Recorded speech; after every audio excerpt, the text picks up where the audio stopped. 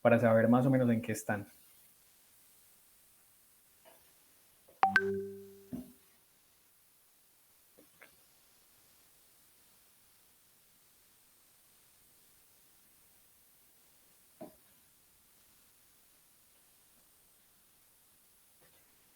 Doctor, Ah, pues nosotros hemos visto clases con el doctor Olivares, pues vimos miembro superior, no hemos visto ni manos ni pies. Con el doctor Clavijo hizo unas exposiciones de miembro inferior, pero solo hemos visto el muslo, entonces no hemos visto ni pierna ni pie tampoco. listo. Él nos puso a hacer exposiciones, entonces él nunca dio una clase magistral, entonces el temito estaba un poquito flojo. Y también él nos dio columna y esqueleto axial, Bueno, entonces pues eso precisamente quería saber. Pues nosotros en anatomía radiológica, digamos que la idea era ver un poco el complemento de la parte anatómica que ustedes han visto de superficie o la parte anatómica teórica y de práctica de anfiteatro que han ido viendo y cómo se ven esos reparos anatómicos en la radiografía. El día de hoy vamos a hablar un poco de columna, de cómo se ve en la parte radiológica y pues hacer la correlación anatómica de cuáles son las estructuras que podemos visualizar y cuáles son las proyecciones que podemos utilizar para evaluar la columna.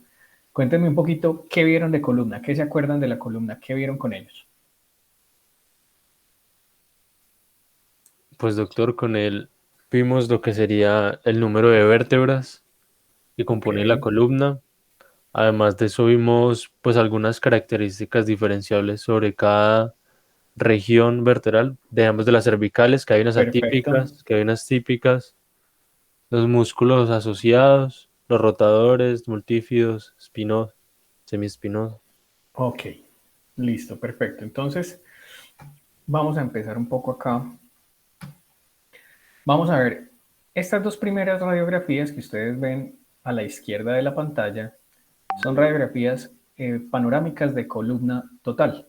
Bueno, es redundante decir panorámicas de columna total, pero bueno, columna vertebral total o columna panorámica u ortorradiografías de columna. ¿Listo? Entonces vamos a hablar un poquito de eso, Miguel. Cuéntanos cómo están divididos los segmentos de la columna. Doctor, pues los segmentos de la columna se dividen en cervical, dorsal o torácico, lumbar y sacro. Listo, Ahí me perfecto. coxí. Bueno, sacrocoxigia. Sí. Listo, no vamos a dejar el coxis, digamos, como aparte. Gloria Isabela, cuéntame un poquito entonces cómo están divididos esos segmentos que acabaron de mencionar.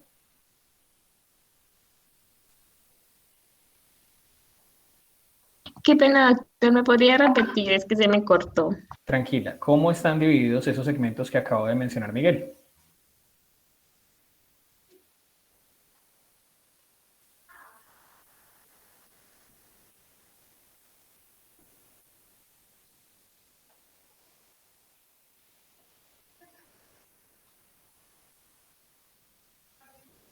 Gloria, ¿sigues por ahí?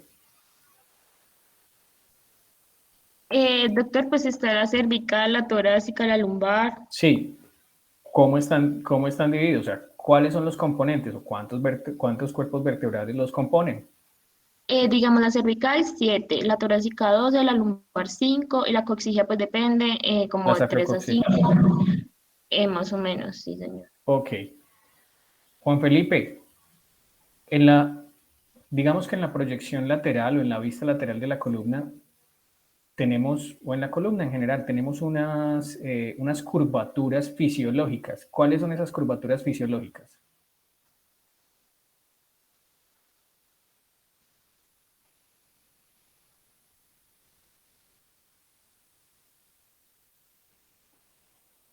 Sí, sí, ahí te escuchamos.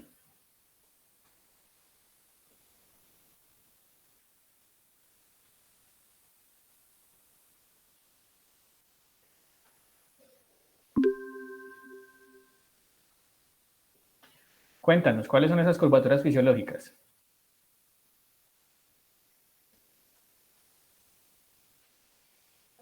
¿Cómo, perdón? ¿Repites nuevamente? ¿Y en dónde están ubicadas?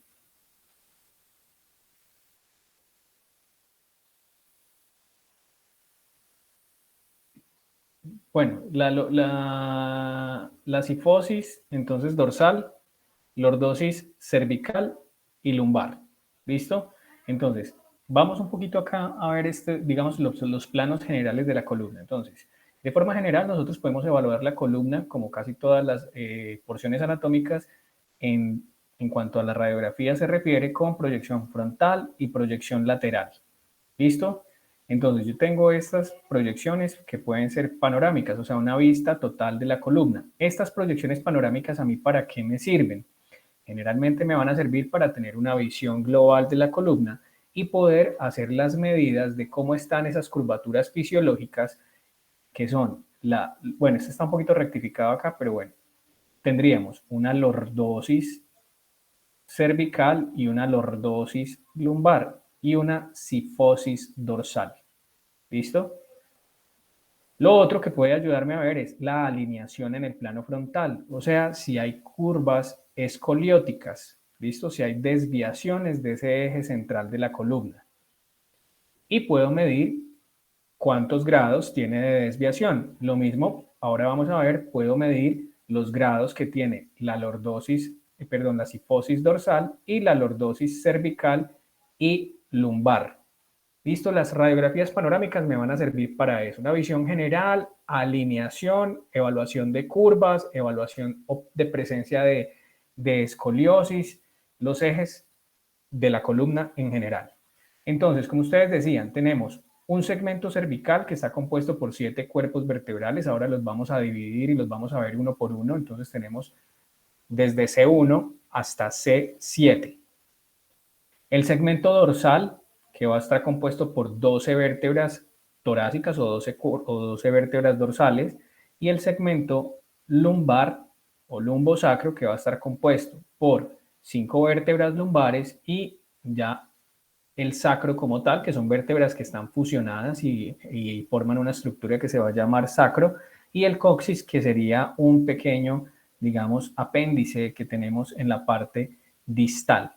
Entonces quiero que vayamos empezando a notar las diferencias de las diferentes proyecciones y qué es lo que vemos en cada una de ellas. Dejé esta acá porque quiero que noten que esta proyección es una proyección de columna dorso-lumbar. Entonces ya no es una proyección panorámica en donde tengo la visualización completa de la columna, sino que es una proyección de columna dorso-lumbar y me puede ayudar en el caso también de buscar alteraciones de la alineación de esos ejes laterales o del plano lateral, que serían la lordosis lumbar y la cifosis dorsal, o alteraciones de deslizamiento de las vértebras como lo son las listesis. Vamos a ir notando un par de cosas. Noten que la Doctor, columna... ¿cómo se llama el deslizamiento de las vértebras? Listesis. Muchas gracias. ¿Listo? Entonces, ¿qué va a pasar? Yo quiero que observen varias cosas. Anatómicamente hablando, cuando yo tengo un plano lateral de la columna dorso-lumbar, quiero que observen que yo puedo ver o debo ver los forámenes de conjunción, o sea, los agujeros de conjunción. ¿Para qué me sirven a mí esos agujeros de conjunción, David?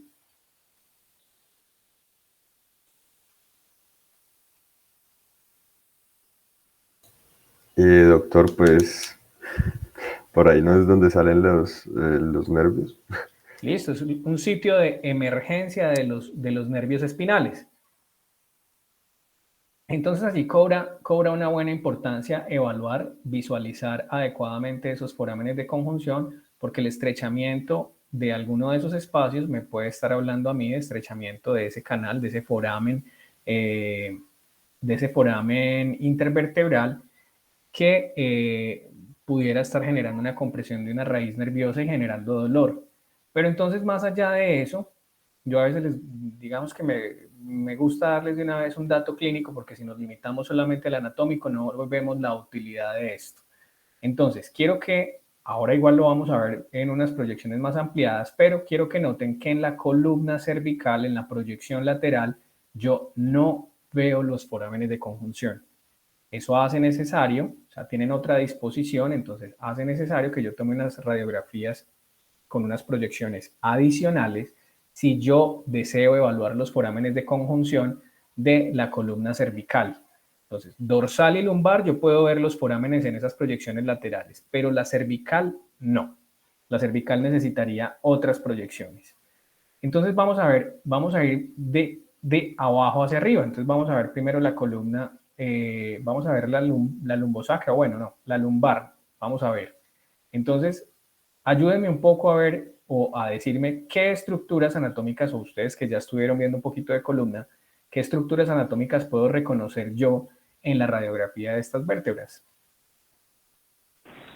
El músculo psoas-ilíaco.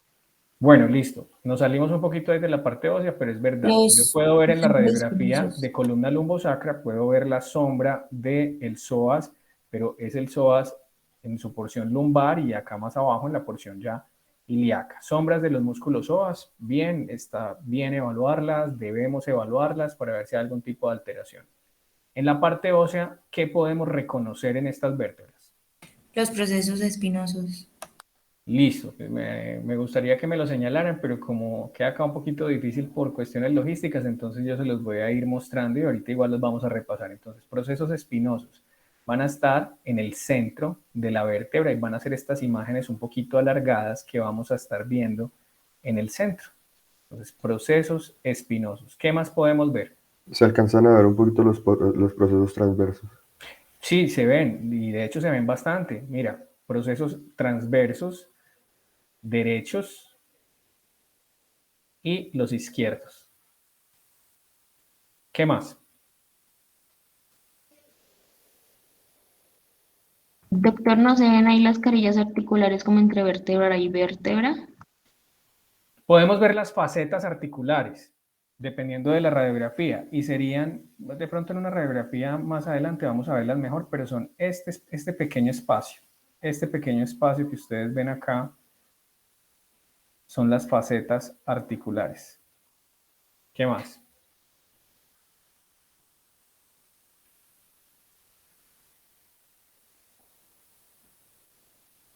La lámina vertebral.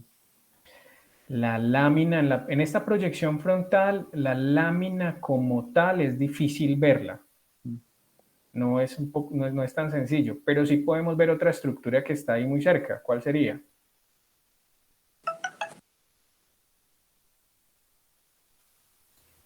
Doctor, el cuerpo vertebral. Bueno, sí, tienes razón, el cuerpo vertebral como tal, ¿cierto? Tenemos los cuerpos vertebrales, podemos ver qué altura más o menos tienen esos cuerpos vertebrales, ¿listo? Desde el plano frontal. Pero entonces acá también hay una estructura muy importante que debemos recordar y siempre debemos evaluar y son los pedículos vertebrales. ¿Saben reconocer, saben cuáles son los pedículos vertebrales en esta radiografía?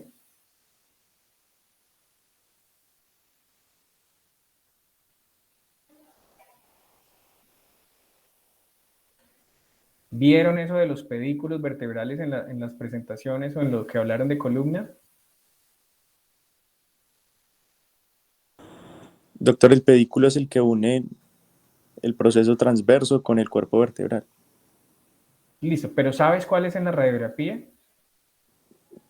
Mm, no, doctor. Me Listo, imagino que en el agujero raquídeo, el que está por encima. perfecto, pero vamos entonces, Bueno, yo quería saber si lo habían detallado. ¿Por qué les voy a insistir tanto en ese pedículo?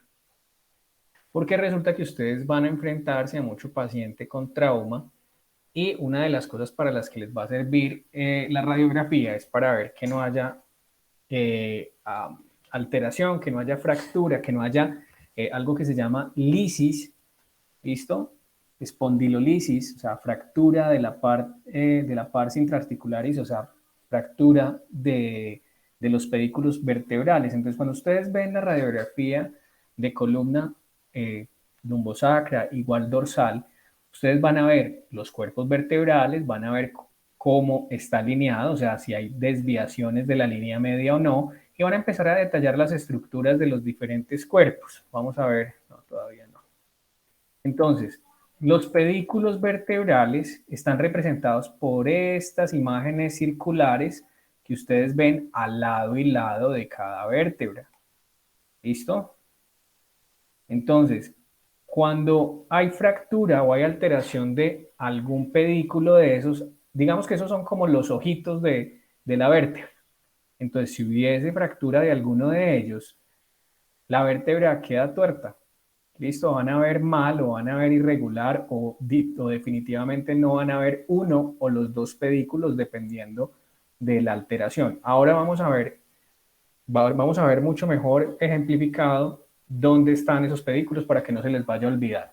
Entonces puedo ver algo del espacio articular intervertebral, pero realmente la proyección para yo ver ese espacio articular debe ser la proyección lateral, porque el espacio articular a veces está conservado en la parte anterior, pero en la parte posterior puede estar disminuido. Lo mismo la altura de los cuerpos vertebrales. La altura de los cuerpos vertebrales puede estar disminuida en la parte anterior, en toda la vértebra o en la parte posterior, dependiendo del tipo de trauma. Entonces lo ideal es tener siempre las dos proyecciones. Lo otro que yo puedo observar va a ser parte del sacro, articulaciones sacroiliacas, parte de los alerones ilíacos y el sacro hasta cierto punto, y dependiendo de qué tanto gas tenga yo interpuesto en esta región para que me lo deje observar. Entonces, en la proyección lateral, ¿qué vamos a ver? Vamos a ver la lordosis lumbar. Entonces, lordosis lumbar, curva lordótica lumbar. Voy a ver el cuerpo vertebral y voy a ver su parte anterior, media y posterior. Estos serían los pedículos. ¿Listo? Pedículo vertebral, pedículo vertebral, pedículo, pedículo, pedículo. Lo que pasa es que acá yo no voy a poder diferenciar, digamos, muy bien si es derecho o si es izquierdo. Van a estar superpuestos el de un lado y el del otro. Pero si yo veo una interrupción a este nivel o a este nivel de esta estructura ósea, quiere decir que puede haber una fractura del pedículo y pues voy a tener que evaluarlo muy bien. Voy a ver los espacios intervertebrales. Entonces observen que tienen una amplitud más o menos similar y similar entre uno y otro espacio y similar entre la parte anterior y la parte posterior. Voy a ver los forámenes de conjunción. ¿Listo? Y pues obviamente la transición lumbosacra. Más o menos eso es lo que va a poder ver en esa proyección lateral. Entonces, ¿qué voy a buscar acá? Voy a buscar la forma y altura de los cuerpos vertebrales. Voy a buscar cómo están los espacios intervertebrales en amplitud, pero también voy a buscar que no haya alteraciones de la alineación de estos cuerpos vertebrales. Si yo trazo una línea a través de la porción anterior de los cuerpos vertebrales lumbares, va a ser una línea continua. Lo mismo en la porción posterior. Si yo voy trazando esta línea en este sentido y por acá resulta que una de estas dos vértebras se desplazó hacia adelante o hacia atrás, me va a hacer un pequeño escalón. ¿Listo? A eso se refiere con la listesis, desplazamiento anterior o posterior de alguna de las vértebras. Hay quienes empiezan a hablar de anterolistesis o retrolistesis dependiendo hacia qué sitio se haya desplazado la vértebra.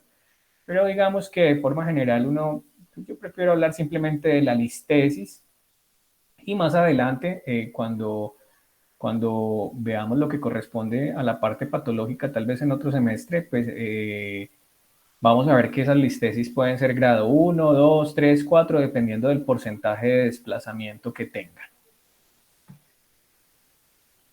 Acá un poco lo que estábamos hablando, todas las estructuras que yo puedo observar de cada una de las vértebras lumbares, incluso pues puedo ver algo del cuerpo vertebral de 12, puedo ver arcos costales hasta donde me sea posible en la proyección que me hayan presentado, puedo observar los diferentes cuerpos vertebrales lumbares, ¿listo? Los pedículos vertebrales, procesos transversos, procesos espinosos, y todas las estructuras que ya habíamos mencionado.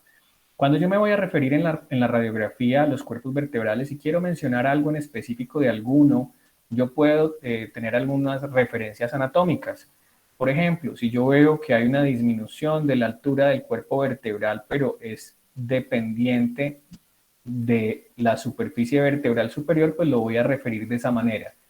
disminución de la altura de la superficie del cuerpo vertebral dependiente de la superficie vertebral superior, o simplemente digo que hay una disminución de la altura. ¿Listo? En la proyección lateral, más o menos las mismas estructuras que habíamos hablado. La única que se nos olvidó por acá mencionar fue que también tenemos los procesos espinosos que en este caso, por el contraste que tiene la radiografía, no se están observando muy bien, pero acá sí los podemos observar, los procesos espinosos. Doctor, una pregunta. Dígame. Es que no me quedó muy claro, o sea, en la parte anterior en la que dijo disminución de los cuerpos vertebrales en cuanto a su altura, esa parte Tranquilo. es disminución del ancho de la vértebra. En la Es altura. como a la altura, o sea, Sí, o sea, yo tengo estas vértebras y mira que cada una de ellas tiene, si yo mido de la parte superior a la inferior, de la superior a la inferior, de la superior a la inferior, casi todas tienen una altura muy similar, variarán 1 o 2 milímetros, pero más o menos tienen la misma altura.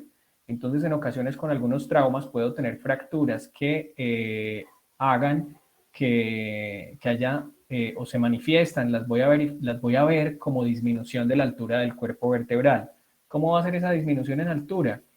Pues la gran mayoría de veces lo que uno observa es o una disminución de la altura del cuerpo vertebral en total, entonces yo ya veo, este cuerpo ya no tiene esta longitud, sino que va a tener, por ejemplo, la mitad. Entonces va a saltar a la vista que hay una vértebra que no es igual a las otras. ¿Por qué? Porque está disminuida de tamaño. La otra, que es más frecuente, es no que yo la vea toda, sino que vea disminución de la parte anterior, del muro anterior de la vértebra. Entonces, tengo esta vértebra como en cuña, y así se llama, acuñamiento anterior o deformidad en cuña anterior de la vértebra, por fracturas en el contexto pues del paciente traumático o pacientes que están con osteoporosis y tienen fracturas vertebrales. No sé si te quedó un poco más claro. sí, doctor. Es que pensé que uno tenía que especificar el borde, pero uno lo puede ir en anterior, No, medio y posterior. sí, y de todas maneras, tú sí, sí, o sea, tú puedes,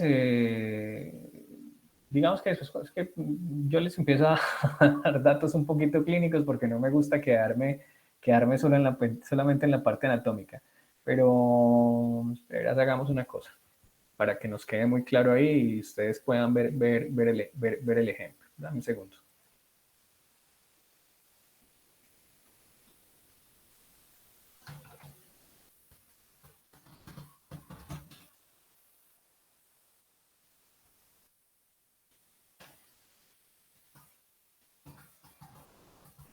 Doctor, yo tengo una pregunta. Sí, dime. Cuando la altura de la vértebra disminuye, ¿qué pasa con el disco vertebral? Depende del tipo de trauma que sea. Por ejemplo, en cambios degenerativos, o sea, por ejemplo, es diferente el paciente que tiene cambios degenerativos de la columna y hizo osteoporosis y finalmente hizo una fractura por insuficiencia y un acuñamiento anterior de la vértebra, que ya seguramente tiene muchos cambios de la... Espérenme un segundo, voy a dejar de compartir. Tiene muchos cambios de las estructuras de la columna. Habría que entrar a ver si el espacio intervertebral se comprometió, si solamente es la disminución de la altura del cuerpo vertebral o si también disminuyó el espacio. De todas maneras, esos pacientes que tienen ese tipo de fracturas tienen que ir a evaluación con eh, tomografía o con resonancia magnética. Y en el caso de la resonancia magnética, pues ideal para observar los discos intervertebrales y si tienen algún tipo de alteración. Pueden, por ejemplo, en el caso de los traumas, pueden generar herniaciones del núcleo pulposo, entonces las famosas hernias discales, que básicamente, ¿qué es la hernia? Básicamente que el disco vertebral que está en el espacio sale hacia el canal vertebral o sale hacia el foramen de conjunción.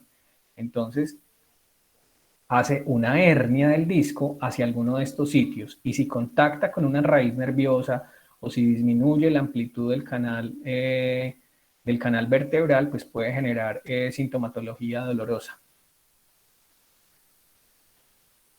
Esperen un segundo, yo dejo de compartir pantalla un minutico.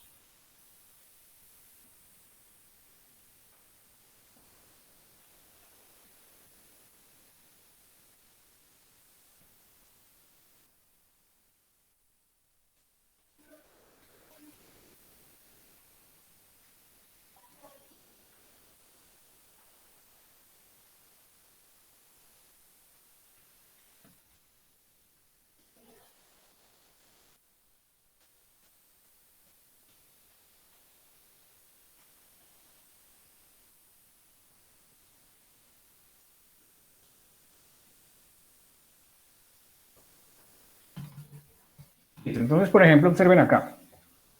Miren lo que les decía. Cuando tenemos esta columna que está normal, vemos que todos los cuerpos vertebrales lumbares tienen la misma altura. Cuando estamos observando este paciente que tuvo un trauma, entonces miremos primero la frontal. En la frontal, lo que les decía, identificamos D12, que tiene los últimos arcos costales.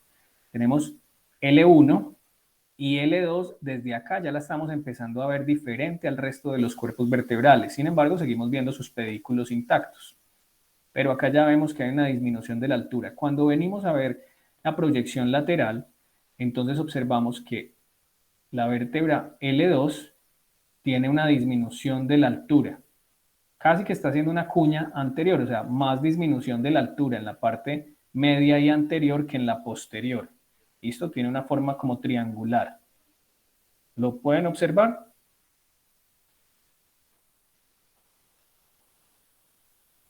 Sí, doctor. ¿Queda claro esa parte de la disminución de Sí, la altura? doctor. Sí, doctor. Entonces yo ahí ya digo que tiene, esa radiografía tiene disminución de la altura del cuerpo vertebral L2 en relación con una fractura. ¿Listo? Ya hay que entrar a determinar los otros aspectos.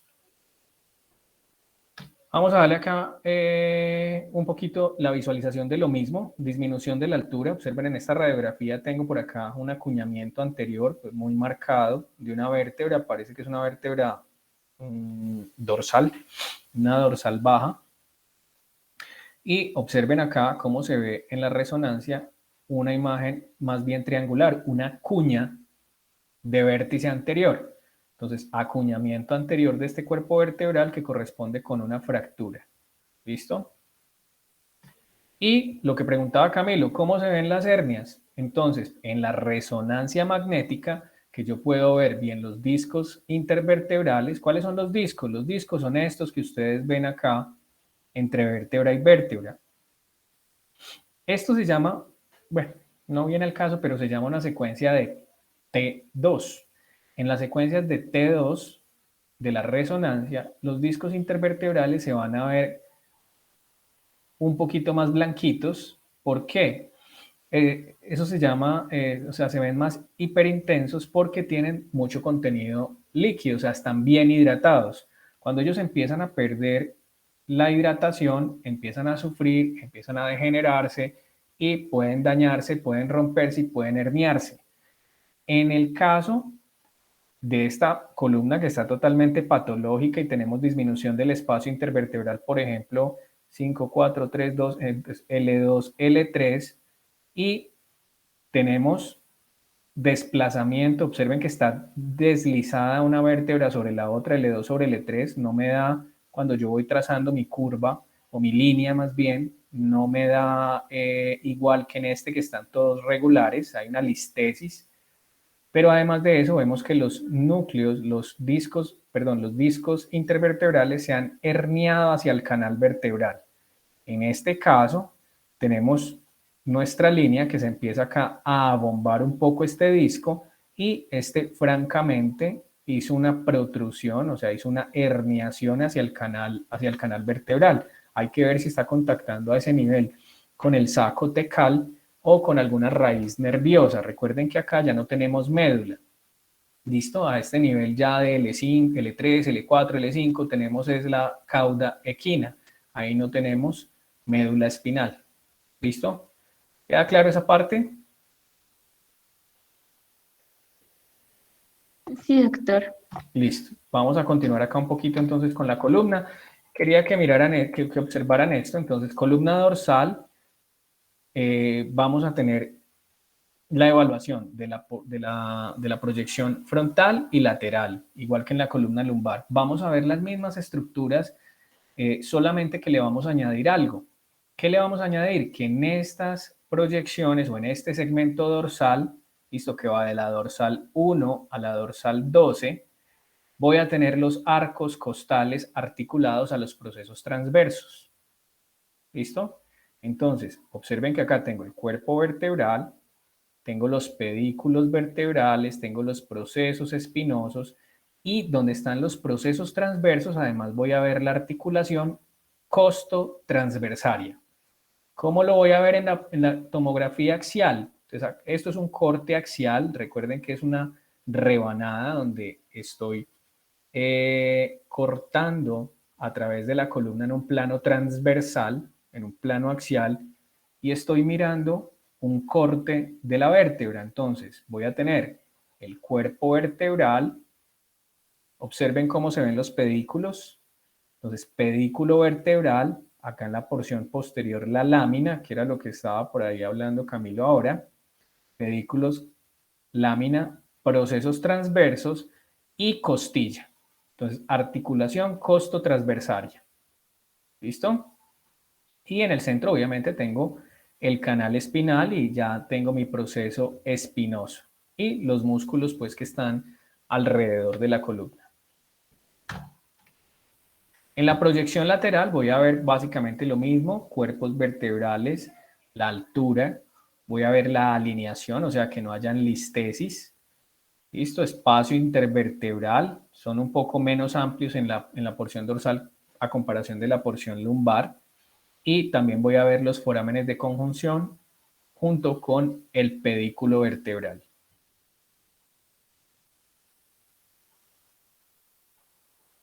Un poco de lo que vemos en la porción alta de la columna dorsal.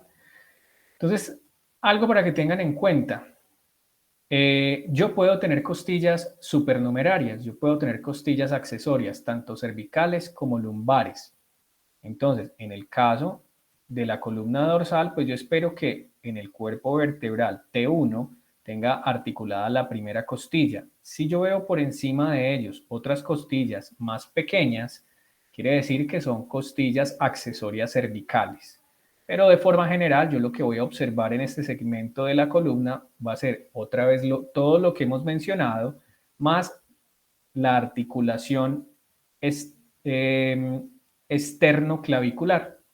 ¿Listo? Entonces voy a ver parte de las clavículas y voy a tener esta región donde se me están articulando las primeras costillas al lado y lado.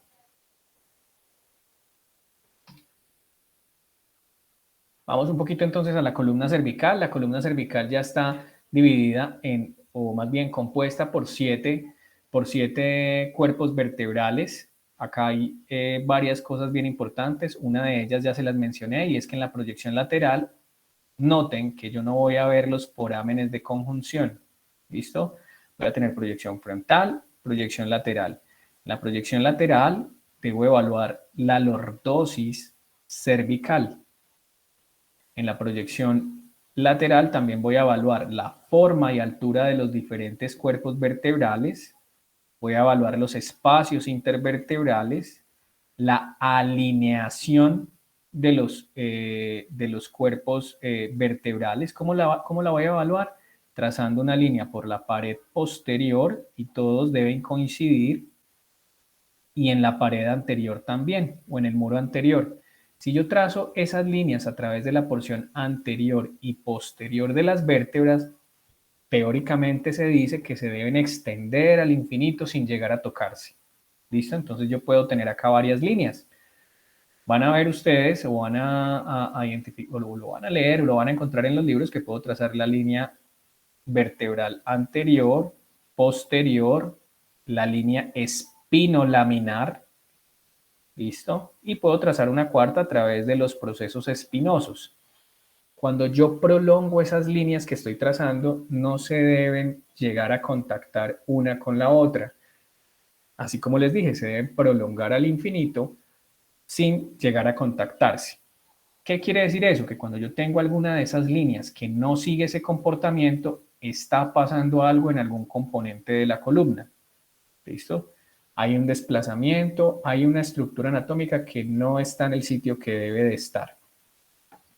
En la proyección frontal a veces es un poquito, dependiendo de la técnica con que tomen la radiografía, un poquito más difícil evaluar los cuerpos, pero por ejemplo en este, que es un muy buen ejemplo de una radiografía de columna frontal, pues voy a ver los cuerpos vertebrales, el 7, 6, 5, 4, 3, y el 2 va a ser un poquito más difícil de observar. ¿Listo? Recuerden en la proyección lateral que el primer o el cuerpo vertebral más notorio para mí, bueno, de hecho les voy a preguntar, ¿este cuerpo vertebral qué cuerpo vertebral sería? El axis.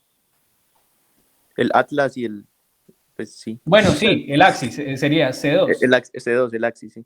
Listo. Entonces, eso es lo que quiero que recuerden. Entonces, yo muchas veces he visto personas, bueno, tal vez alguna vez hasta yo lo hice, empezar a contar 1, 2, 3, 4, 5, 6, 7. Entonces, el cuerpo vertebral más evidente va a ser C2 con su proceso odontoides. ¿Listo? Entonces vamos a tener C2, C3, C4, C5, C6 y C7. ¿Dónde está C1? C1, vamos a ver en un momentico, y ustedes de pronto ya lo vieron, como estaban mencionando que vieron como la forma anatómica de los cuerpos vertebrales cervicales, que es diferente, que tiene más variaciones, entonces es más pequeño. Este es el muro anterior o el arco anterior del cuerpo vertebral C1 que está alrededor del proceso odontoides, y este es su elemento posterior, este es su proceso espinoso. Entonces esta sería C1, C2, C3, C4, C5, C6 y C7. ¿Listo? Ustedes se van a enfrentar a mucha radiografía de columna cervical. ¿Por qué? Por el tema del trauma. Les voy a dar una recomendación desde ya. Tengan en cuenta que hay unas proyecciones adicionales que ustedes pueden utilizar. Digamos que unas, por ejemplo, en el caso del dolor, observen, esto es una proyección oblicua. Si yo quiero ver los forámenes intervertebrales de la porción cervical, yo pido una proyección o unas proyecciones oblicuas. Y acá sí voy a poder ver los forámenes de cada uno de los niveles para ver si hay estrechamiento de alguno de ellos. Noten que en la proyección lateral no los puedo ver. ¿Listo? Eso para que lo tengan en cuenta en cuanto a la visualización de los forámenes. Bueno, más adelante les voy a mostrar otra proyección, que es la proyección de odontoides. Resulta que muchas veces nos genera duda o nos genera, no nos da tranquilidad la visualización en la proyección lateral del proceso odontoides y tenemos dudas si hay de pronto una fractura. Entonces yo puedo pedir una proyección específica del proceso odontoides y en un momento se las voy a mostrar. Esto es un poco las diferencias. Ustedes me estaban contando ahorita que han visto las diferencias de los cuerpos vertebrales cervicales. Entonces, ¿qué cuerpo vertebral cervical sería? El Atlas, C1. Sería C1. ¿Y entonces qué características tiene C1? Que no tiene cuerpo vertebral, sino que tiene dos arcos, uno Los inferior y uno arcos. posterior. Listo, perfecto. Y tiene las masas laterales. Y además de eso, de los cuerpos vertebrales cervicales, ¿qué es esto? Foramen vertebral, ¿Y qué pasa por ahí? la arteria vertebral. La arteria vertebral. ¿Y de dónde rama la arteria vertebral? Es rama de la subclavia o del Excelente, de la subclavia. ¿Y cuál es la importancia de esa arteria? O de esas arterias, porque son dos. que va a la parte posterior del cráneo. Entonces es la irrigación de la parte posterior del cráneo. Del Pues cerebro. del cerebro. Listo, perfecto. Entonces, esas dos arterias vertebrales, que son ramas de las subclavias, entonces van a ascender por allí, están protegidas por esas estructuras óseas y van a unirse y van a formar la arteria basilar. ¿Listo? Que va a ir al polígono de Willis y va a ser la parte de la irrigación posterior, el componente posterior de la irrigación cerebral. ¿Listo? Y pues obviamente tiene estas carillas donde va a descansar el cráneo, ¿listo? El foramen magno, que va a estar allí articulado. Cuerpo vertebral C2, ¿listo? Entonces, el cuerpo vertebral C2, pues digamos que su detalle anatómico más característico va a ser va a ser el proceso odontoides. Entonces, en vista frontal, en vista lateral y que se va a articular con el atlas o C1. Entonces, ¿cómo se va a ver esa articulación? Se va a ver de esta manera. Entonces, esto es una reconstrucción volumétrica de una tomografía axial computarizada donde nos muestra cómo cubre inicialmente, o sea, acá vemos el arco anterior de C1, cómo está cubriendo, cómo se está articulando con el proceso odontoides. Si quitamos este arco, Entonces vamos a poder ver cómo está articulado el proceso odontoides allí. Tenemos las masas laterales del axis, quitamos el arco anterior y de atrás tenemos el arco posterior. Y en una vista superior, pues vamos a poder ver también cómo está articulado.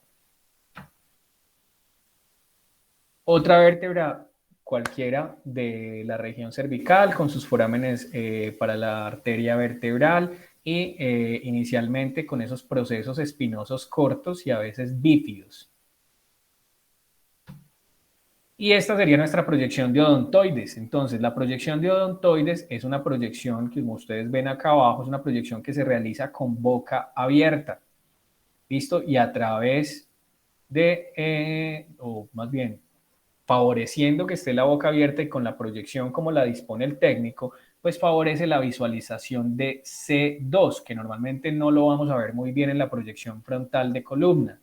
¿Listo? Y esto permite que podamos ver el proceso odontoides en toda su extensión, así como las masas laterales de C1, que son estas dos que están viendo al lado y lado. Cosas importantes o datos que ustedes deben recordar de esto. No viene, digamos, que al caso anatómico, sino más a la parte clínica. Y es que en esta proyección de odontoides, el proceso odontoides debe estar a la misma distancia de las masas laterales derecha e izquierda. ¿Listo? Acá yo puedo también evaluar si tienen una forma normal a un lado y al otro, o si hay fracturas de ese uno. Y pues lo más importante es ver que no hayan fracturas del proceso odontoides. ¿Dónde se puede fracturar más fácil? Se puede fracturar en la punta, se puede fracturar en el medio o en la base. Pueden existir fracturas que van de lado a lado, o pueden existir fracturas incompletas. Y yo puedo tener una visión más selectiva del proceso odontoides en la vista lateral. Por ejemplo, en este caso de esta proyección de odontoides, en esta radiografía vemos las masas laterales de C1, veo el proceso odontoides, pero acá estoy viendo una línea radiotransparente que me representa una fractura de la porción superior del proceso odontoides. Esto tal vez yo no lo vería en la proyección frontal habitual. Entonces, si yo tengo dudas en la proyección lateral de que hay una irregularidad del proceso odontoides, pues yo puedo echar mano de esta proyección y me va a quedar, si la hacen bien, me va a quedar mucho más claro y voy a poder identificar si hay fracturas del proceso odontoides. ¿Listo? Por ejemplo, en esta reconstrucción de tomografía vemos una fractura del proceso odontoides en su base. Parece que no está completa, pero igual es una fractura. Vemos las masas laterales de C1, proceso odontoides y línea de fractura. Doctor, una pregunta. Dígame. ¿El odontoides debe estar a la misma altura de las masas laterales de C1? No, él pasa. No, tiene que estar a la misma distancia. Esta distancia, o sea, la distancia lateral. ¿Listo? Ah, listo. Esta distancia de aquí a aquí y esta distancia de aquí a aquí debe ser la misma. ¿Listo? Si no, hay que entrar a ver qué fue lo que pasó. Un desplazamiento, hay una fractura. Ya eso es algo que nos está alertando a nosotros que hay algo que no está bien. Listo, doctor, gracias. Por ejemplo, en esta proyección lateral ya no tenemos fracturas directamente del proceso odontoide, sino que tenemos fracturas del cuerpo vertebral C2 que las podemos observar allí o en otros cuerpos vertebrales. Entonces siempre nos va a ayudar la radiografía en ese caso de las fracturas. Vamos a ver acá algo rápidamente acerca de la evaluación de las curvas lumbares y dorsales, o sea, de la lordosis y de la sifosis. Para yo decir que una lordosis o una sifosis dorsal está normal, ¿qué tengo que hacer? ¿Qué les contaron? ¿O qué leyeron?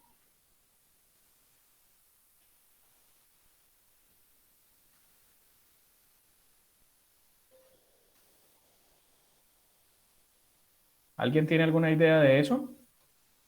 Pues, doctor, o sea, lo que nos dijeron es que nadie está bien, o sea, que todos tenemos como su error en la columna. Entonces, la verdad, pues no, pero pues con eso como que hay que ver que no esté demasiado fuera de los límites para saber si está Ah, bien o mal, pero que en claro, sí no tiene que estar totalmente perfecto. no, pero hay unos rangos para yo decir, por ejemplo, vamos a tomar la lordosis lumbar.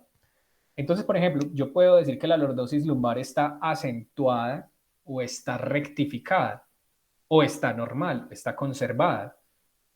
¿De pronto tienen alguna idea de esos rangos?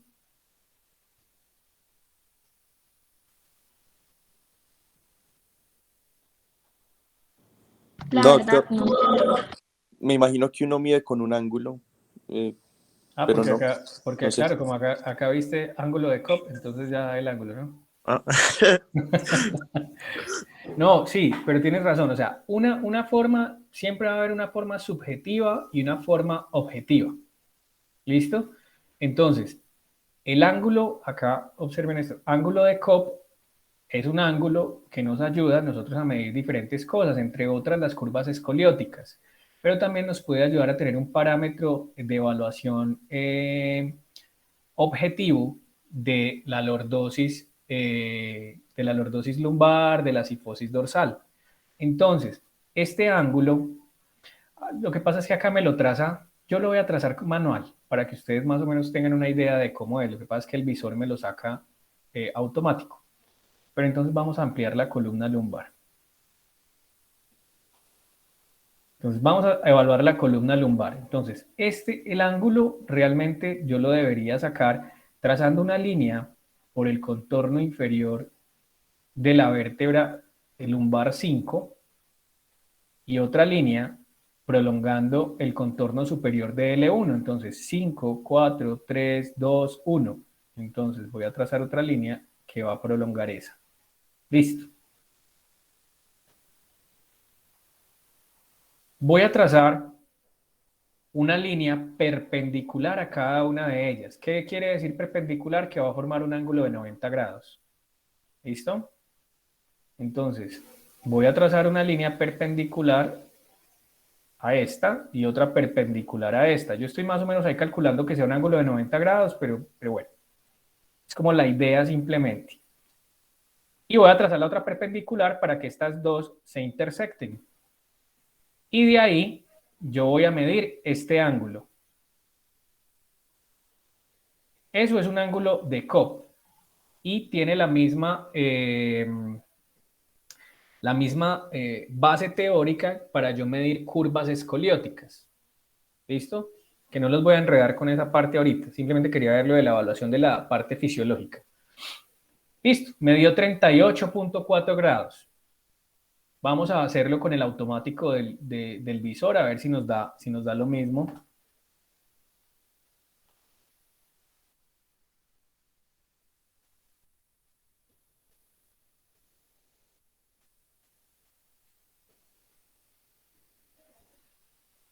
Miren, como yo lo tracé a ojo, me dio 38 grados. Este me está dando 45 grados.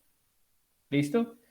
No es tampoco nada demasiado relevante, pero ¿cuándo voy a decir yo que la lordosis lumbar está conservada? Cuando tiene un ángulo entre 40 y 59 grados, o 60, 40 y 60. Listo, si está entre 40 y 60 grados, tiene una lordosis lumbar conservada. Si está menor de 40, está rectificada.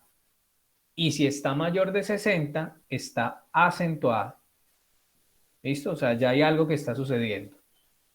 El mismo principio lo vamos a utilizar para la columna dorsal. En el caso de la columna dorsal, voy a trazar entonces mi ángulo de Cobb del borde inferior de D12. Y más o menos yo la que voy a poder ver por acá arribita en la columna dorsal va a ser D4 aproximadamente. Entonces voy a trazar más o menos en D4. ¿Cuánto debería estar la cifosis? Entre 20 y 40 grados. Si está más de 40, está acentuada y es el paciente jorobado. Y si está rectificada, tiene que estar menor de 20. ¿Listo? Ese es el concepto para esas curvas. Y la que ustedes tal vez más van a utilizar es la curva, es para evaluar la lordosis de la columna cervical. ¿Listo? Esa lordosis de la columna cervical ya no la vamos a evaluar de esta manera. Entonces ustedes van a ver mucho en el trauma que van a decir, tiene rectificación de la lordosis cervical. ¿Listo? Y muchas veces es a ojo. Pero si yo quiero ser objetivo en el asunto, yo puedo entonces identificar C2. Venga, vamos a utilizar otra radiografía que esté mejor para el ejemplo. Permítanme un segundo.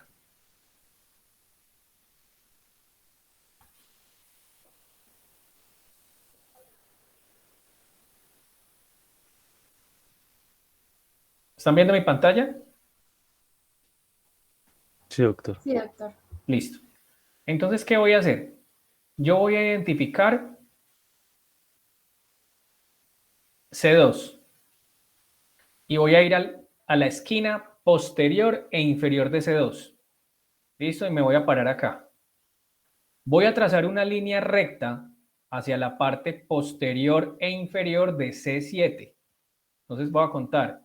Esta es C2, C3, C4, C5, C6, C7. Acá. Que se me corrió un poquito. Listo. Y voy a medir la distancia del punto más alejado de la línea hasta la línea, que más o menos va a ser a nivel de C4 o C5. Listo, pues este para mí es el punto más alejado. Y voy a medirlo hasta ahí. Eso me tiene que dar a mí entre 8 milímetros y 15 milímetros. Si está menos de 8 milímetros, está rectificada. Y si está más de 15 milímetros, está acentuada. ¿Listo? ¿Se entiende? Vamos a ver otro ejemplo acá de pronto con la rectificación para que se den cuenta. Vamos a explicarlo acá. Entre más se aleje, entre más pronunciada sea la curva, ¿sí? La lordosis cervical, más se me va a alejar este punto medio de la línea que yo estoy trazando. Eso quiere decir que está acentuada, me va a medir más de 15 milímetros. Y entre más recta esté la columna, pues menos distancia va a haber, va a existir en este punto y quiere decir que va a estar rectificada. Por ejemplo, en el ejemplo que estábamos viendo ahorita de la columna, vamos a ver, de la columna que íbamos a hacer inicialmente, esa lordosis estaba rectificada. Entonces, observen acá. Cuando yo trazo la línea de C2, C3, C4, C5, C6, C7, casi que me da por el contorno posterior de todos los cuerpos vertebrales cervicales. Yo no puedo ni siquiera trazar distancia. Eso quiere decir que la lordosis está rectificada. ¿Se entienden esos conceptos de la valoración de las curvas? Sí, doctor. Listo, permítanme un segundito. Vamos a ver acá algo. Bueno, ya se nos fue el tiempo. Bueno, iba a haber unas resonancias con ustedes, pero no. Bueno, vamos a hacer una cosa. Con esto digamos que terminamos la parte general de las estructuras óseas de miembro superior, miembro inferior, de pelvis y columna, en lo referente a las estructuras óseas en la radiografía normal, o sea, reparos anatómicos generales normales. ¿Listo? La semana entrante yo quería ya empezar con ustedes una práctica en el ecógrafo, pero vamos a dilatarla una semanita más. Vamos a hacer una sesión la semana entrante porque quiero ver con ustedes algo de cómo se ve el aparato muscular y tendinoso en tomografía, resonancia y ecografía antes de pasar al ecógrafo. ¿Listo? Entonces, la semana entrante vamos a hacer sesión, vamos a ver ese tema y vamos a dividir en grupos para que empecemos a ir el ecógrafo. Juan Felipe, entonces, para que me ayudes a ir dividiendo el grupo, o si ya tienen algunos grupos más o menos de entre 4 y 5 personas máximo para ir al ecógrafo. La idea es que hagamos unas prácticas allí de cómo se evalúa el sistema músculo tendinoso en ecografía, que ustedes lo puedan ver en vivo. Obviamente los modelos van a ser ustedes. Vamos a necesitar modelo, vamos a aprovechar 2 articulaciones, hombro y rodilla. ¿Listo? Entonces, pues la persona o las personas a las que le vayamos a hacer la evaluación deberán ir en ropa cómoda, una pantaloneta y en el caso de los hombres, si quieren con una camiseta, bueno, una camiseta esqueleto o sin mangas, y en el caso de las mujeres, pues una blusa con tiritas para que podamos hacer la evaluación del hombro muchísimo más fácil. Listo, pero eso lo vamos a acordar con Juan Felipe y ya entonces en 15 días empezaríamos con esa práctica en el ecógrafo. ¿Dudas, preguntas? Doctor, yo tenía una duda en Sí. cuanto a, o sea, ¿qué proyecciones pediría uno, por ejemplo, una persona que llegue con trauma por un accidente de carro? O sea, en cuanto a la columna cervical. ¿Cuáles son La las columna cervical, proyecciones? no, porque con el politrauma, todas las que, todas las que quieras, o sea, Ajá. dependiendo mucho de la orientación clínica, ¿sí? O sea, si tú, por ejemplo, evalúas si el paciente tiene una pelvis inestable, pues va con proyecciones de pelvis, va con proyecciones de tórax, va con proyecciones de columna, hasta donde permita el paciente. Lo que pasa es que casi siempre en los traumas de alta energía, sí o sí va la radiografía de columna cervical. ¿Sí? Proyección frontal y lateral.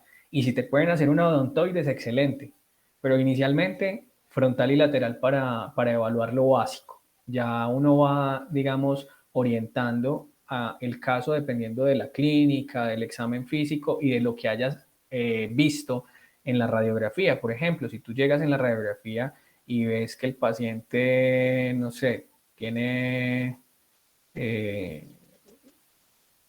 un aplastamiento vertebral, pues ese paciente, digamos que en lo inmediato va a ir vas a inmovilizarlo bien para que no vaya a haber desplazamientos, vas a corregir lo urgente, o sea, si tiene hemorragias, si tiene algún otro tipo de situación que esté comprometiendo la vida, pero posteriormente ese paciente va a ir a una evaluación tomográfica de la columna para definir bien qué está sucediendo o incluso a resonancia dependiendo del caso.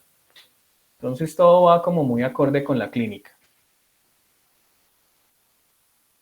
¿Alguna otra duda?